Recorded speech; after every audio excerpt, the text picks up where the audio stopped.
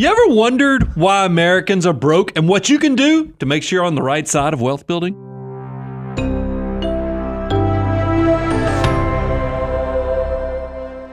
Brian, I am excited about this because we're not going to focus on the negative. We're not just going to stay in the area of why Americans are broke, but we're actually going to break it down and tell you how you can do it better so that you don't fall into that camp. Well, first, I want to throw some shade at my country. Okay. We're loaded. I mean, if you look at GDP standards, America is the land of opportunity, land of riches. We are, from comparison of all the other countries, our GDP makes us the wealthiest country on the planet. However, yeah, there's a big but. However, if you look at savings rates of Americans, we stink. Yeah, check this out. This is a detail of the top 10 countries by savings rate relative to their GDP, their gross domestic product. And what you'll notice, okay, so see if you can find the United States. So sad. It's not on there. It's actually not in the top 10, which is astounding. We are such a wealthy country, but we are so poor at saving. Yeah, if you want to know, Bo didn't give you the rest of the story. You see, the top is Norway at 22.4%. Ireland closes out the top 10 at 12.7%. America, if you want to know where we fall, 1.5%. 1.5%. The only thing that gave us a little consolation prize about the whole thing was that Great Britain, been dominating since 1776, is at 0.8%. So we are at least beating our neighbors to across the pond. All right, that's fair enough. So, but you may be wondering, okay, well, why is this the case? How can the country be so wealthy? How can it do so well and yet savings rates be so low? We're going to walk you through that. Some of the reasons why maybe the deck is stacked against us a touch, and again, how you can combat it, how you can fight against it. So let's jump right into these. Number one, I thought this was quite interesting. Our retirement accounts are quite leaky. Yeah, when you think about retirement accounts, or the way that retirement systems are set up in other countries across the world, they make it very difficult to get to your retirement dollars, very hard to access those dollars that are supposed to be saved for the future. However, here in America, we make it a little bit easier to get to. When this came up in the content meeting, I had a double take. I was like, wait a minute, say what? Because according to the research we found from The Atlantic, 40 cents out of every dollar that goes into retirement accounts actually leaks out before people reach retirement. That's right. 40 cents out of every dollar is actually being distributed before people actually reach retirement. Yeah, this is specifically referring to 401k plans, but we even talk about with Roth IRAs, even those are easy for us to get to. We always say that we can get to our basis, the contributions we put in, tax-free and penalty-free. So I think a lot of Americans are doing that, whether it's tapping into their Roths or tapping into their IRAs or tapping into their 401ks. We're just not leaving the money there to work for us for the future. So, Bo, how do we do it better? Let's talk about, because we're going to go through each of these. How do we actually do this better? Yeah, the first thing is never take money out of your retirement accounts. Now, look, we know that life happens, and sometimes emergencies come up, and sometimes things happen outside of our control. But here's what we don't have to happen. If you leave a job and you go change jobs and you have an old 401k, that doesn't mean, great, a bonus, I'm just gonna cash out my old 401k. That's not what you wanna do. You wanna make sure that you let your retirement dollars stay in retirement accounts, whether it's at the old 401k, the new 401k, or in an IRA rollover. You don't wanna take those dollars, you don't wanna consume them. That needs to be an absolute last ditch thing that you do in your financial life. I'm even gonna go make a bold statement that even though the provisions of our retirement rules and so forth is you can pull first-time home money out. Yep, you can pull money out for college expenses. Don't do it. Don't do it. I will tell you, your future self is going to need this money for retirement. So take it with the weight and the responsibility that moment in the future calls for. Because you will, despite the YOLO consumption life that is pushed upon us by the financial media and all the social media people out there and the influencers, you will likely live to a ripe old age and you'll need this money for the future. Another thing that you can do to protect yourself, to do it better, is earmark all your money for specific savings goals, meaning let your retirement dollars be for retirement. If you want to buy a vacation home, have a savings goal for that. If you want a new car, have a savings goal for that. Make sure you understand the purpose behind your dollars and try not to cannibalize those purposes. If you're saving money for retirement, don't let those be the dollars that puts the pool in the backyard. You are not going to set yourself up for future financial success. I'm going to help us out figuring out another reason why Americans are broke is number 2 on our list. And it says, Daggum Jones. I mean, I don't know who let these people move in down the street. They're the worst neighbors ever. But as soon as they moved in, it seems like Americans lost their mind on trying to keep up with them. That's exactly right. We as Americans, we all fall prey to what's known as conspicuous consumption. And maybe that's a vocabulary term you've never heard of or something you're not familiar with. Conspicuous consumption is the act of purchasing goods or services simply for the purpose of displaying one's wealth, of displaying one's prestige. You are literally trying to show off. And in the world of the Joneses, all we care about is, do the Joneses see that I have the same thing going on that they have going on? I want to prepare you for an old man on the front porch moment here, is that I'm actually happy that I'm part of Gen X. Okay. Because we are of the age that when I grew up, the only people you knew who were wealthy, besides Robin Leach and the Lifestyles of the Rich and Famous, was you knew your community, you knew your neighborhood, and you knew the kids like you that surrounded you at school. We had no idea whether we were rich, whether we were poor. And I think that actually helped us, because the fact that you couldn't compare yourself to what social media brings everyone. Mm-hmm. I mean, it wasn't until I got to college that I was like, what? People have what? I mean, it was just one of those things. You had no idea, no way of knowing. But as I grew up, K through all the time, all the way up till I went to college, I thought we were fine, even though we were lower middle class all through my childhood.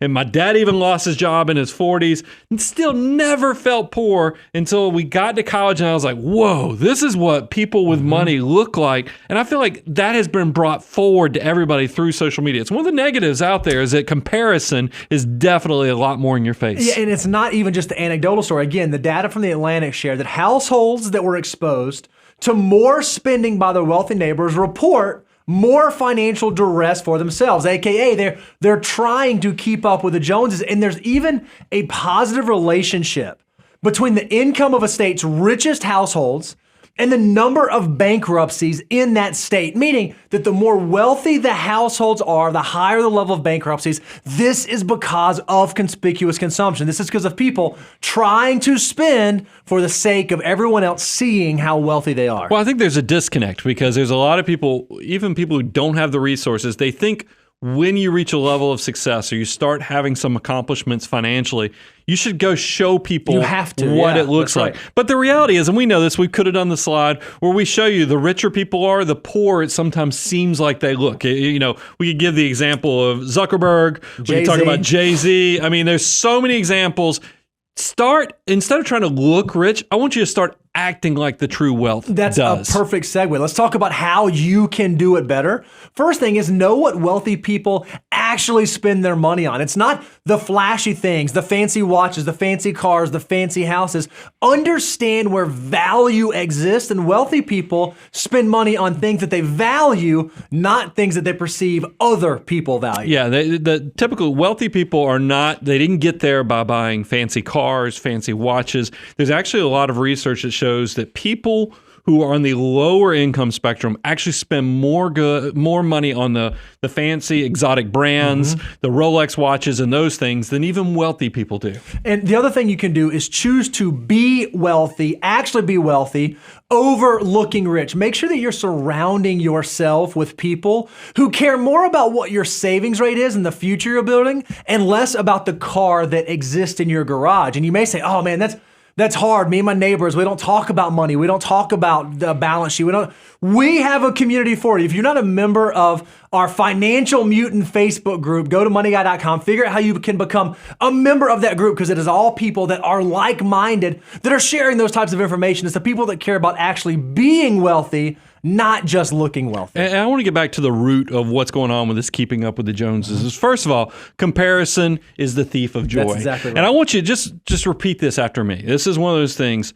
someone is always going to have more money than you. Yep. Someone's always going to have less money than you. I deal with way too many people who make great incomes, who by all measurements should be completely happy with where they are from a financial perspective. But because their peer group, take if you're somebody who makes, we know people who make 7 figures annually. Yep. That's right, 7 figures.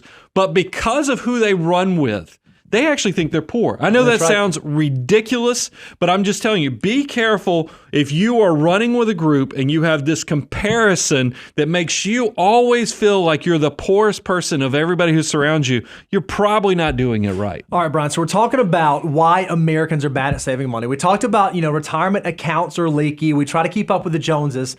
Those are things that we can control. Those are behavioral, but there are some factors that maybe are outside of our control. And one of those is the cost of certain goods and services, specifically over the past couple of years, have absolutely skyrocketed. Yeah, it's one of those things. When I saw this graph, I was like, whoa, that's younger people. I understand sometimes why you're so mad when you see charts like this. When you look at the rate of wage growth compared to what's happened with the price of vehicles as well as the price of home ownership, holy cow, it does not seem like this is ideal. Because look at this.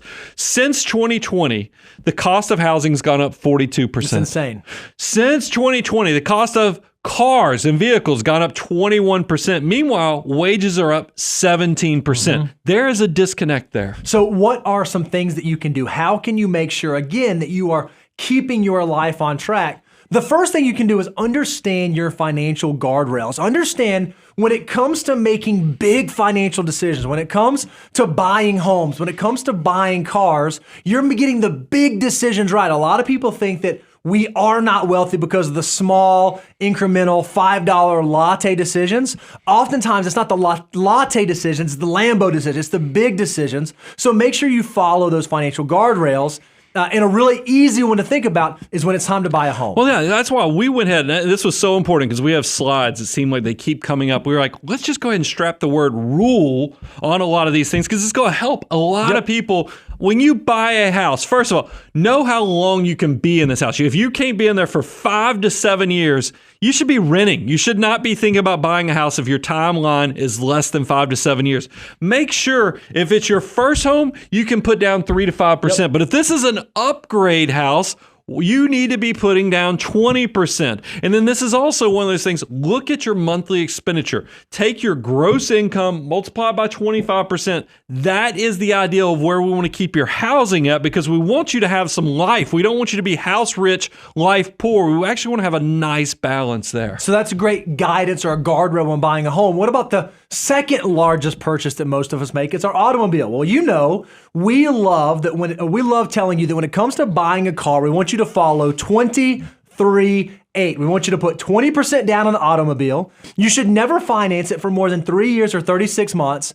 And the total value of all of your auto payments, not just each individual, but all of your auto payments should not exceed 8% of your monthly gross income. And as a caveat, if you're buying a luxury brand, if you're buying a nicer automobile, don't do 23-8. You got to have it paid off in 1 year. If you say, guys, it sounds aggressive, I can't pay this car off in 1 year, we would argue you're buying too expensive of a car. You should be looking at something different. And we also want your monthly investments to exceed your car payment. But I do want to put a word of caution out there because I see people trying to find loopholes and really working against themselves. People know millionaires. When you go read Millionaire Next Door and other things, you find out that a lot of millionaires love Toyotas. When we talk about buying a Toyota and using 23-8, we're talking about something like a Camry or something that's reliable transportation. We're not talking about going and buying a Land Cruiser just because it's a Toyota that you can do 23-8. No, I don't want you to shortchange yourself. When I'm talking about affordable, reliable transportation that you can actually finance, I want you to be thinking about what is the lowest price point that lets this happen. Is that $15,000? Is that $20,000? Do not use 23-8 on a $60,000 vehicle. You are working against yourself. You're not finding a loophole that's going to allow you to have the car of your dreams while it's financed and think that the Money Guy Show supports this. Brian, one other thing I think that we would be remiss if we did not mention this. We talk about how much the cost of houses have gone up. We talk about how much the cost of automobiles have gone up. But another thing that is a very real issue in the world today is how much the cost of higher education has increased. So if we're talking talking about these large, expensive decisions that we make, student loans has to be one that we camp on. And we would argue that if you are a college-aged individual, or if you're going to have children who are going to be going off to college and trying to provide them some advice or some counsel around how much student loan debt to take on, we think that if you want to keep your guardrail in place, to keep yourself protected, not be one of those folks with that crazy low savings rate, you need to aim to have your total student loan debt be less than what you expect your first year salary to be. So if you're going to start a new job and you're going to make $50,000 a year when you start working, try not to have total student loan debt in excess of $50,000. If you cannot do that, perhaps the university or the institution you're looking at is not the institution you should be looking at, or perhaps the major you are pursuing might not be the major that justifies the education you're going off to go get. Yeah, I think the rules that we laid out is definitely going to be a great financial foundation, but I want to go beyond and also talk about, because remember, we're talking about cost of goods have gone way up. So what are some other things that you can do to do this better is that you also, I want you to lean hard into your financial mutant skill set. And what I'm talking about there is be a contrarian. Yep. You know, a lot of people, you've heard Warren Buffett in his famous quote, he's talking about being greedy when others are fearful, fearful when others are greedy. You really can hone in that contrarian mindset to understand when you look at housing, when you look at like the auto industry and you start seeing these bubble type things fill in, there's nothing wrong with kind of being patient, waiting for the right opportunity. Reversion to the mean does happen. So use those financial mutant skills to actually know it's okay to wait until things get more reasonable. Another financial mutant skill is like if you're thinking about college. Okay, do I need to go to a traditional 4-year university, or might there be some trade school or vocational school, or can I get my core competencies at community college, and when I move to my major, then go to the 4-year university? Can I pay my way through school? Can I have a job working on campus to work towards tuition? There are outside the box ways that a financial mutant can approach making these financial decisions, but you have to make sure you're flexing that skill so that you're not falling into the same trap that the majority of Americans do. Well, I think education and investing in yourself is one of the most powerful things you can do, but you got to make sure it doesn't get disconnected from the value of what this is going to do for you in the long term. And that's why I do like when people, if you're looking at your major and you're looking at what things cost, that's why if we can keep the student loans below the first year, but also there is nothing wrong, exactly what we just talked about, going to community college and then transitioning into a bigger school. Make sure you are focusing on what the total cost of the education is to what you're expecting to get out of it. Value does matter when it comes to education. I love it. All right, Brian. So we talked about how prices have skyrocketed, right? That was the one that was outside of our control. This next reason why a lot of Americans are bad at saving money, again, this is on us. This is a behavioral thing. We have not figured out how to practice deferred gratification. And I think that deferred gratification is maybe one of the absolute best financial skills, best tools that we can have in our financial tool belt. This makes complete sense. Present bias is a real thing. Instant gratification, because look, it's the same way with dieting or eating. If I can go eat a Big Mac, it makes me feel so good instantly when I'm eating it. It's only 30 to 45 minutes later that I go, what the heck was I thinking? Well, it's the same thing with most things financial, is that we could go out, whether it's going out for a good time with your friends, or in the moment you buy a little bit nicer car so that you look really cool, or that outfit that you go buy for yourself for the weekend. All that stuff feels so good. Whereas if I tell you deferred gratification, investing in your Roth IRA and other things, you're like, what? I don't get to do that for 20, 30 years. Yep. Where's the benefit? So here's what our guidance is. I want you to make the good habits easy and make the bad habits hard. But what do we mean by make good habits easy? Yeah, what you want to do is you essentially want to make them automatic. If there's something that you want to be doing, figure out how you can structure in your life for that to be an automatic thing that takes place. Saving money is a really great example. If you want to be a good saver and you want that to be a good habit and you want to make it easy, focus on paying yourself first. Go ahead and set up, as soon as your paycheck hits, you want your Roth IRA to be funded. You want your 401k contribution to go. You want your HSA contribution to happen. You want to pay yourself first and spend what's left over. Not spend for yourself first and try to save what's left over, However, that's not making the good habit easy. And then the way I like to talk about making bad habits hard is I just go ahead and allocate the money before it has a chance to be spent. What I'm talking about is a concept I call forced scarcity.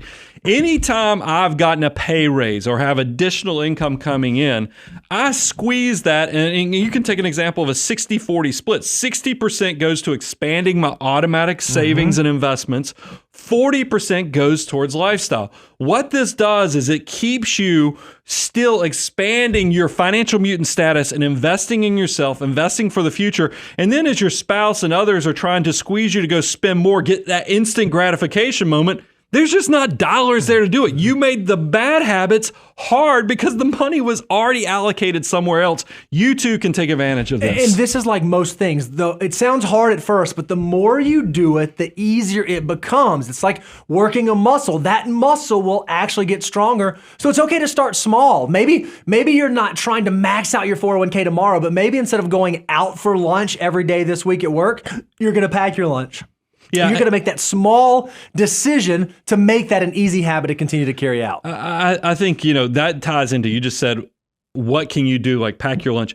Small decisions can lead to big things, Bo. That's the thing. Whenever you go to any type of counseling or you see a therapist, the first thing I do is talk about changing your mindset, changing that inner voice. And that's what I want to tell you is a lot of us, I think you need to refocus what is your priority. And I want you to train your inner voice to ask yourself, what small decision am I making today that will impact not only the happiness of what's going on right now, but also what is that great, big, beautiful tomorrow moment? And it could be starting that Roth IRA. It could be saving $50 a paycheck. I just want you to do something. I don't care how small it is. Just start the pebble rolling forward, and you'll see that this can build to something tremendous and not too far in the distant future. And then here's the last little bit.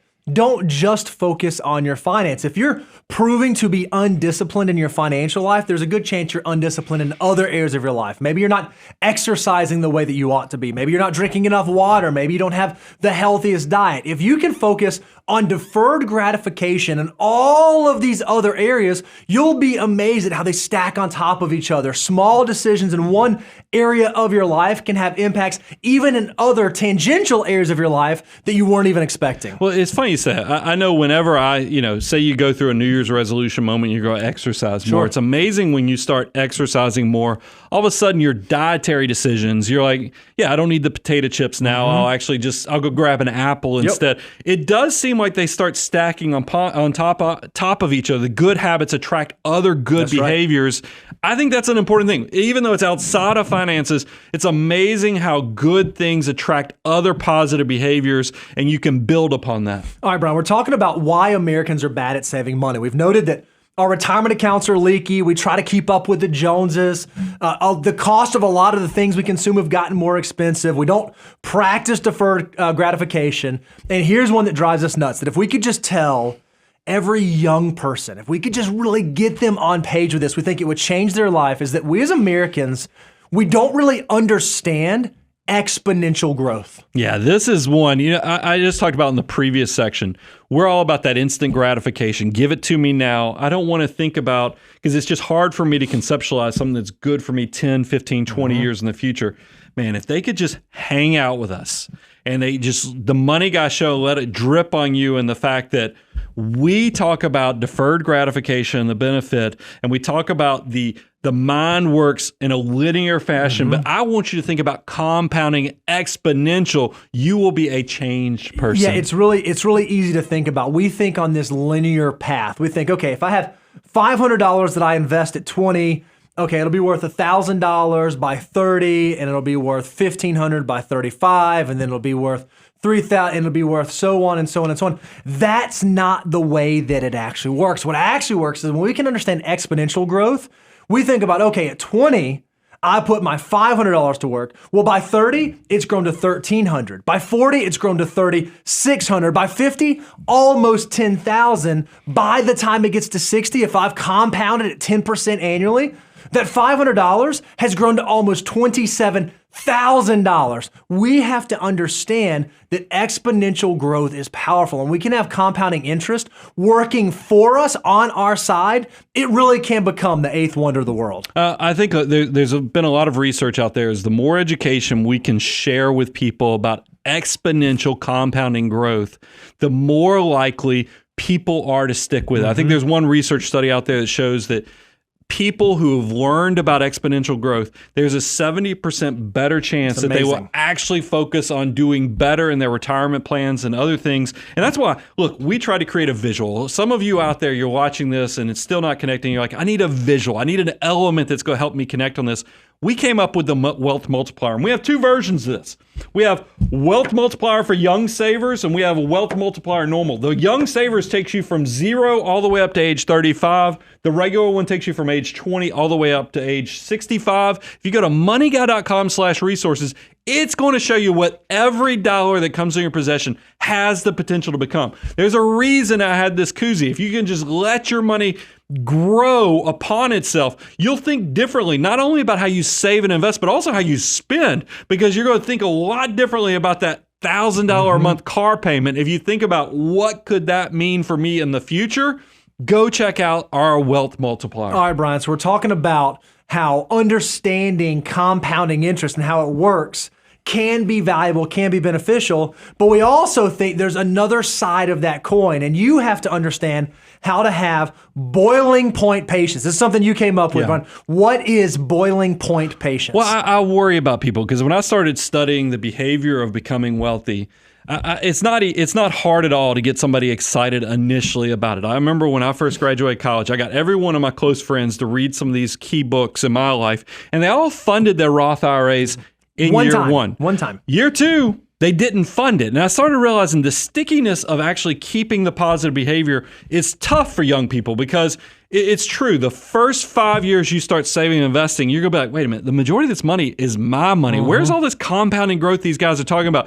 You get to year 10, you start seeing it. Year 20, this thing's rocking and rolling. Year 30. So we wanted to show an illustration that actually kind of talked about this and walked you through it because I need this to be sticky. I need this to be a behavior that you set it and forget it, not for 5 years, not even for 10 years.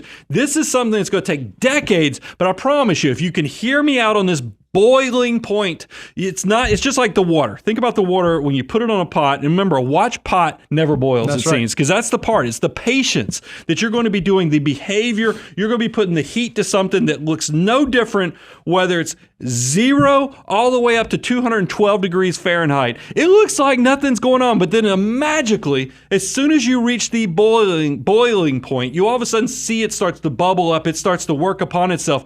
That's exactly what I need you to do with your money.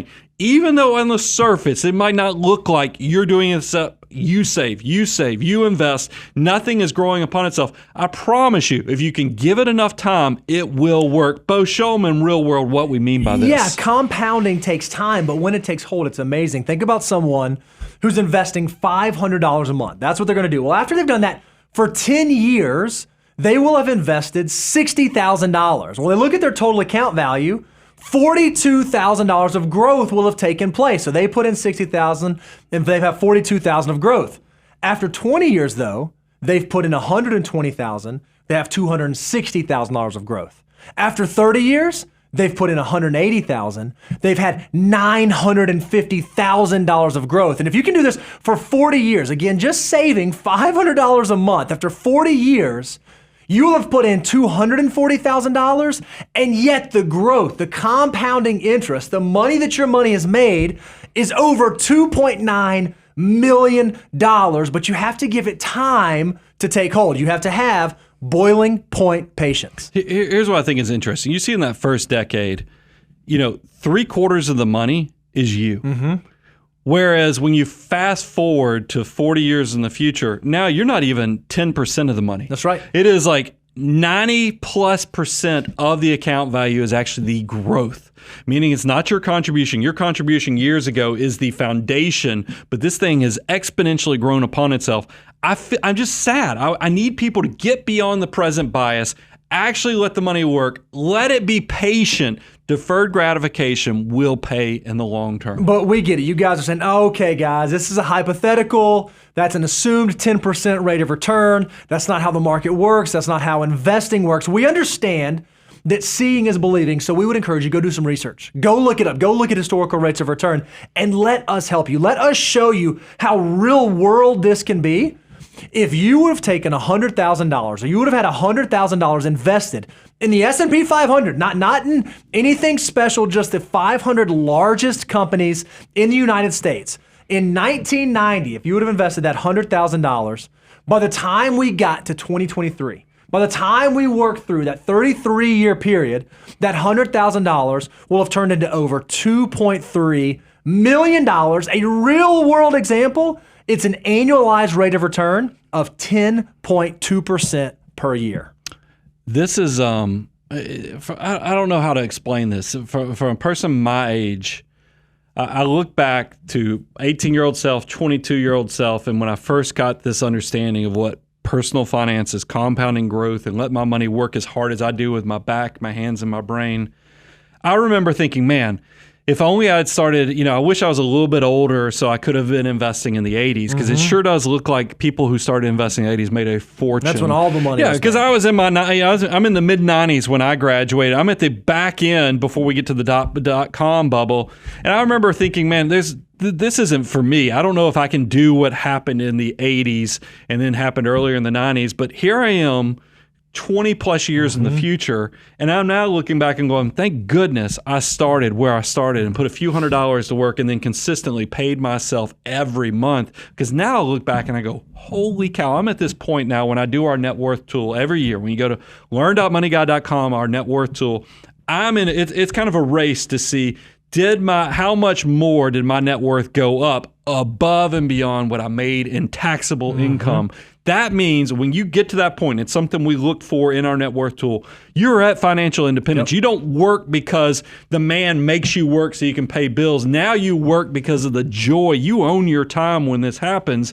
And I just worry about, do people catch a clue that if they will just start the process, because this will be repeatable. If we look at this 20 years in the future, 30 years in the future, the same people who might be starting at ground zero right now are going to be able to look back just like I have 20 plus years in the future and go, man, I'm glad I did it. So don't let this moment pass you behind. There are so many people out there telling you the system's stacked against you. This won't be repeatable. Somehow, though, when you look at the research and you see how long financial markets have continued to expand and grow, this opportunity will repeat for you too. You just have to start with small incremental decisions today. Yeah, Americans might be bad with money, and we might not look great on the world stage when it comes to savings rates, but that does not have to be your story. That does not have to be true about you. If you can implement some of these things that we've described about ways that you can do it better, if you can understand deferred gratification, if you can stay inside the guardrails, if you can capitalize on exponential growth,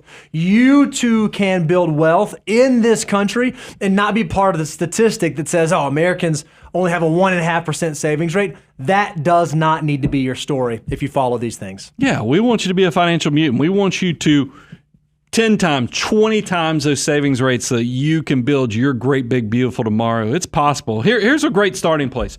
Go download all of our free content. If you go to moneyguy.com/resources, tons of free stuff. If you look at that and you get excited about all of our content, the free resources, and you say, you know what, I still would like to accelerate this in a curated fashion, go check out our courses. We've made these things very affordable, very approachable, because we're trying to accelerate you so you can reach the tippity top of the abundance cycle. Go to learn.moneyguy.com to accelerate your path, and then you will reach that point of success. Remember, abundance cycle is learn, apply, grow, and reach that level of financial success that you need a co-pilot. Because your life, no matter how simple you try to keep it, if you have success financially, it will get complicated, and we'll be right there to be your co-pilot. And you go check it out. moneyguy.com. You actually give us so much power to keep creating this type of content. It never, in 2006, when I started the original podcast, this was a passion project to educate the masses. And I've got to tell you, it's gone well beyond my highest expectations that I ever could do. And I thank you for being a part of it. I want you to go tell 3, 5, 10, 100 people about this so we can continue to spread the abundance cycle. I'm your host, Brian Preston, Mr. Bo Hansen, Money Guy Team, out.